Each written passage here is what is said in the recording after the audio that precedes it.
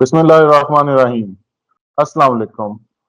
हमने पहले लेक्चर में मैस कम्युनिकेशन के एक ओवरव्यू पे डिस्कशन की थी और उसमें मैंने आपको सिलेबस के अकॉर्डिंगली डिफरेंट डिवीजन्स के मुतालिक बताया था कि हम इसकी तैयारी किस किस तरह से कर सकते हैं। इसमें पेपर 1 उसकी हमने डिवीजन्स बनाई थी। इसी तरह हमने पेपर 2 की कुछ डिवीजन्स बनाई थी। पेपर 1 के अंदर अगर हम देखें तो सेक्शन 1 हमने बेसिक्स का बनाया था। बेसिक्स के अंदर न्यूज़, उसकी डेफिनेशन, स्ट्रक्चर, रिपोर्टिंग, सब एडिटिंग, फीचर, कॉलम, एडिटोरियल, ये चीज़ें थी। और पॉइंट नंबर 3 था organisational structure.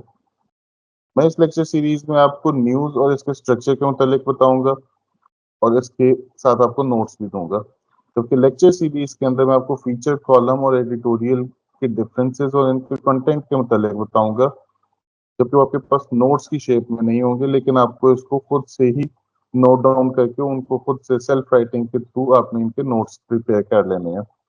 Organisational structure of newspaper, news agencies, इसके अलावा मैं आपको टीवी का भी बताऊंगा, टेलीविजन के न्यूज़ स्ट्रक्चर का। ठीक है, ये मैं आपको वर्बली बताऊंगा, ये भी नोट्स में एडेड नहीं होंगे। इसके बाद आया था आपका सेक्शन नंबर 2। सेक्शन नंबर 2 में आपका journalistic ethics and media laws होंगे, जिसमें हम जो लॉज हैं मीडिया रिलेटेड उनको पढ़ेंगे ब्रीफली। इसके अलावा एवोल्यूशन ऑफ पाकिस्तान में किस किस तरह से डिफरेंट टेन्योर्स में लॉज इंट्रोड्यूस होते रहे और मीडिया सेंसरशिप और मीडिया फ्रीडम के हवाले से क्या क्या पॉलिसीज अपनाई गई। और इसके बाद सोशल रिस्पॉन्सिबिलिटी ऑफ मीडिया कि जर्नलिस्ट को क्या क्या कोड ऑफ कंडक्ट अडॉप्ट करने हैं। तो सेक्शन नंबर 3 जो है उसमें हम हिस्ट्री ऑफ प्रेस को डिस्कस करेंगे, जिसमें मेजरली सर सैयद अहमद खान साहब, उनकी प्रेस रोल, फिर मौलाना जफर अली खान साहब, मौलाना मोहम्मद अली जौहर, इस तरह हम इनके रोल और इनकी contribution towards media and press उस पर बात करेंगे। सेक्शन 4 हम आप में डिस्कस करेंगे टुडेज मीडिया। ठीक है, इसका आ जाएगा पार्ट नंबर 2, जिसमें हम कम्युनिकेशन, एडवर्टाइजमेंट और पब्लिक रिलेशंस। मेजर फोकस जो हमारा है वो कम्युनिकेशन और पब्लिक रिलेशंस पे रहेगा। एडवर्टाइजिंग एक पेड कंटेंट होता है, उसकी चीजें आपको वैसे भी मिल जाएंगी जो कि नोट्स में, मेरे नोट्स में नहीं होंगी, लेकिन मैं आपको वर्बली ये चीजें बता दूंगा। सेक्शन 1 आ जाएगा कम्युनिकेशन थ्योरीज मॉडल। नाम से ही जाहिर है कि हम इसमें थ्योरीज और मॉडल्स को डिस्कस करेंगे। Section 2 development communication, advertising and PR आ जाएगा, एक उस पर ओवरव्यू हो जाएगा। लेक्चर को प्रॉपर्ली स्टार्ट करने से पहले मैं आपको कुछ गाइडलाइंस दूंगा कि हमने जर्नलिज्म के पेपर को पीएमएस या सीएसएस में सब्जेक्टिव पार्ट को अटेम्प्ट कैसे करना है। तमाम क्वेश्चंस की फॉर्मुलेशन सेम रहेगी। रिमेंबर इट कि जो गाइडलाइन मैं दे रहा हूं आपको, इससे आप ऑप्टिमम स्कोर हासिल कर सकते हैं विद योर नॉलेज। ठीक है, जो भी क्वेश्चन आएगा उसमें आपने आइडेंटिफाई करना है कि इसमें एवोल्यूशन सबसे पहले आनी चाहिए, बैकग्राउंड सबसे पहले आना चाहिए, या इसमें कॉन्टेक्स्ट। इन तीनों में से कोई एक चीज से आपने स्टार्ट करना है। एवोल्यूशन कि कौन सी चीज, अगर हम कम्युनिकेशन की बात करें तो कम्युनिकेशन कैसे स्टार्ट हुई और वो with the passage of time कैसे डेवलप हुई। अगर हम बैकग्राउंड की बात करेंगे तो लैंग्वेजेस, लैंग्वेजेस का बैकग्राउंड क्या है। अगर हम कॉन्टेक्स्ट की बात करेंगे तो थ्योरीज एंड मॉडल, उनका कॉन्टेक्स्ट। ठीक है, आपने आइडेंटिफाई करना है कि एवोल्यूशन, बैकग्राउंड या कॉन्टेक्स्ट आपके क्वेश्चन में सबसे पहली हेडिंग इन तीनों में से क्या बनेगी। इसको आपने हाफ पेज पे डिफाइन करके उसके बाद आपने आ जाना इंट्रोडक्शन पे। इंट्रोडक्शन आपका सिंपली कि जो भी टॉपिक है उसका आपने हाफ पेज इंट्रोडक्शन इंट्रोड्यूस करवा देना है। जगह डेफिनेशन, डेफिनेशन के लिए जो भी आपका क्वेश्चन है या स्टेटमेंट है, उसमें आपने डिफिकल्ट टर्मिनोलॉजीज को आइडेंटिफाई करना है या मेजर टर्मिनोलॉजीज को आइडेंटिफाई करना है और सबको डिफाइन कर देना है। किसी एक चीज पे नहीं रहना। मतलब आपके अगर टॉपिक के अंदर 4 मेजर टर्मिनोलॉजीज हैं तो चारों को आपने डिफाइन कर देना है, ताकि एग्जामिनर को पता चले कि आप क्वेश्चन को किस तरह से लेके कंटिन्यू कर रहे हैं। देन आपका main subject, main statement of the question, वो आपने मेंशन करनी है। उसमें आपने स्टार्टिंग में अपना पॉइंट ऑफ व्यू दे देना है। उसके बाद आपने 15 या 20 हेडिंग्स बनानी है। इससे आप एग्जामिनर को भी पता चलेगा कि आपके पास इससे ज्यादा, लेकिन आपने को टच किया है। नॉर्मली एक क्वेश्चन 20 मार्क्स की लेंथ का होता है, तो उसके लिए अगर आप 1 नंबर पर हेडिंग भी रखें तो हमारी ये जो background, introduction, definition, discussion, analysis, conclusion, इनको मिलाकर ओवरऑल अगर 15 हेडिंग्स के साथ हम करें तो 20 हेडिंग्स बन जाएंगी। लेकिन अगर हम मेन सब्जेक्ट के लिए कि 20 हेडिंग्स बना रहे हैं तो इसमें हमारी 25 हेडिंग्स बन जाएंगी, जो कि एक जस्टिफाइड नंबर ऑफ हेडिंग्स होंगी। याद रहे कि जो आपका मेन सब स्टेटमेंट है, इसके नीचे जो सब हेडिंग्स बनेगी उन हर हेडिंग के साथ नंबरिंग होगी, जो कि आइडेंटिफाई करेगी कि मेरी 15 हेडिंग्स हो गई हैं, 20 हेडिंग्स हो गई हैं। ये आपने बनानी है।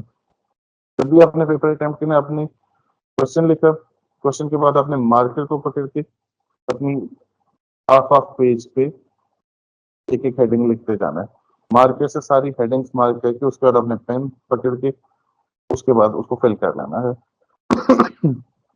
मैंने आपको फॉर्मूला बताया जिससे आपके टाइम सेव भी होगा।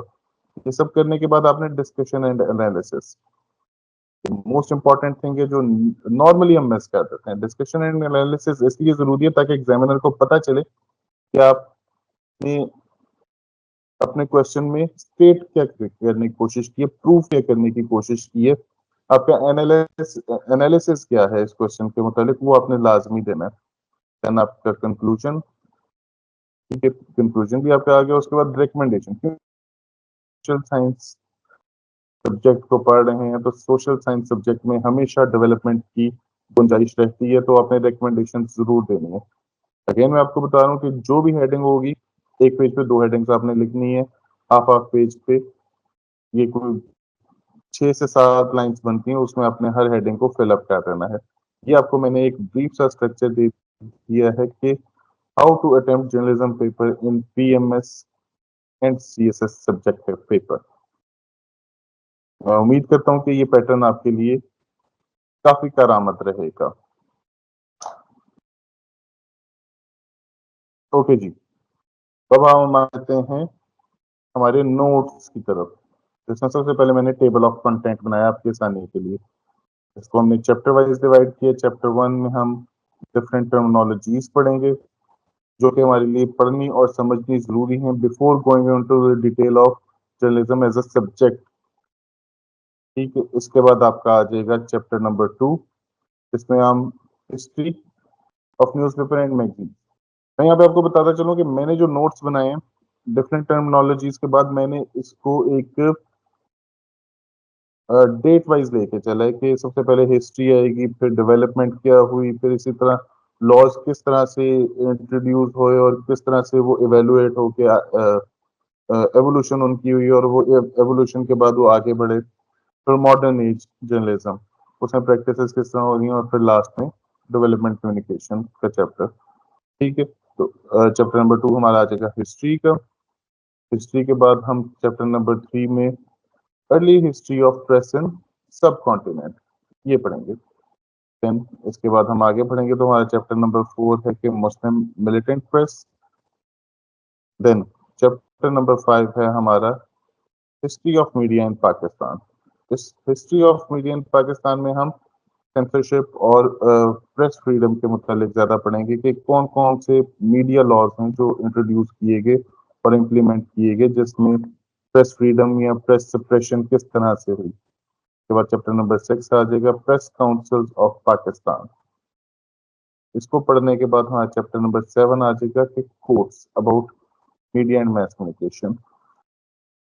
कोट्स को आपने याद कर लेना है और इनको यूज आपने अपने हर क्वेश्चन कोशिश करनी है कि एक छोड़ के दूसरे जो आपकी हेडिंग्स है उसमें आपने इसको यूज करना है, कोट एंड कोट। इनको आपने मेमोराइज करना है, रट्टा लगाना है, याद करना है, ये मैंडेटरी है। इससे एग्जामिनर को पढ़ के लगेगा कि आपके पास एक वाइड नॉलेज है इस सब्जेक्ट एरिया का। देन चैप्टर नंबर 8 आ जाएगा हमारा इंट्रोडक्शन टू मैस कम्युनिकेशन, जिसमें हम media laws, media models, communication models, ये चीजें पढ़ेंगे। ठीक है, चैप्टर नंबर 9 हमारा आ जाएगा थ्योरीज का, जिसमें मैंने डिटेल्ड थ्योरीज लिखी हैं जो कि अगर आपको सेपरेटली क्वेश्चन आए तो उसमें भी हेल्पफुल होंगी और अदरवाइज अगर दूसरे क्वेश्चंस आ जाते हैं जो सब्जेक्ट रिलेटेड हैं तो उसमें भी आप ये थ्योरीज को as a heading sub heading use कर सकते हैं। देन हमारा चैप्टर नंबर 10 आ जाएगा पब्लिक रिलेशंस। चैप्टर नंबर 11 हमारा आ जाएगा development communication and development support communication. Chapter number 12 आ जाएगा मीडिया लॉस।